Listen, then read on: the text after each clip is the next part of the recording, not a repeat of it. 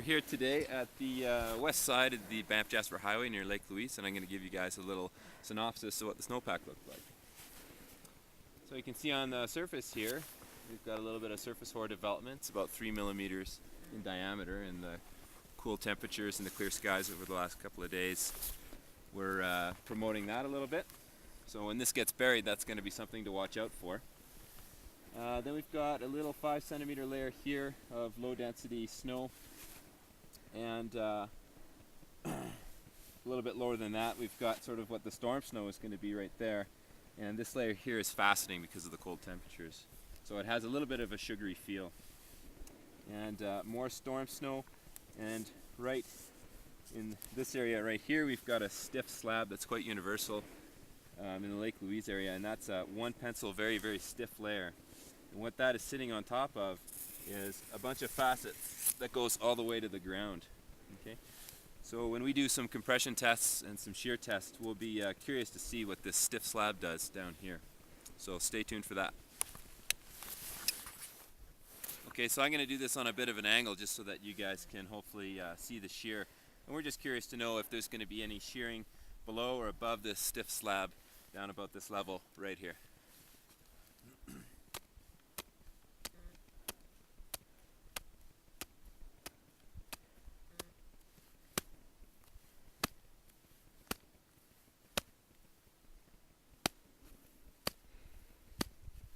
Oh, you got just top there.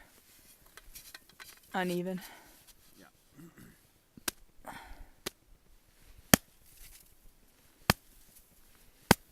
There. There it goes.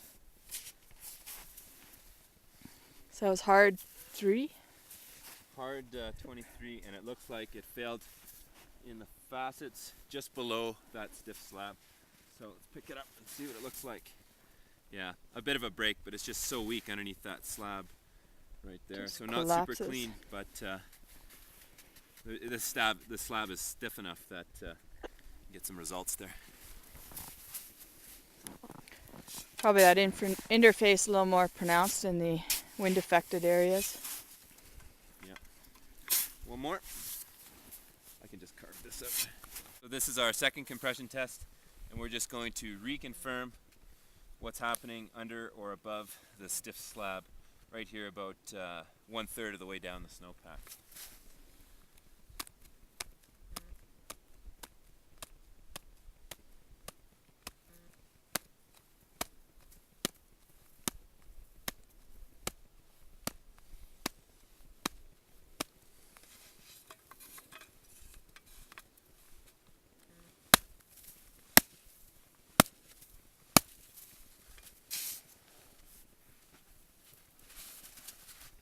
Same thing again. It failed just below the stiff slab and the facets. A little bit cleaner this time, but still you can tell that these facets are meshed in quite well with this stiff slab. So a little bit of potential out there still. One of the concerns if you triggered or propagated this stiff slab above these facets is that everything in here is just so weak. It might just shake down to the ground, and you have a potential to have a ground release there. So by triggering this slab, you could have a step down or a very large avalanche. So that's what you want to be watching out for early next week.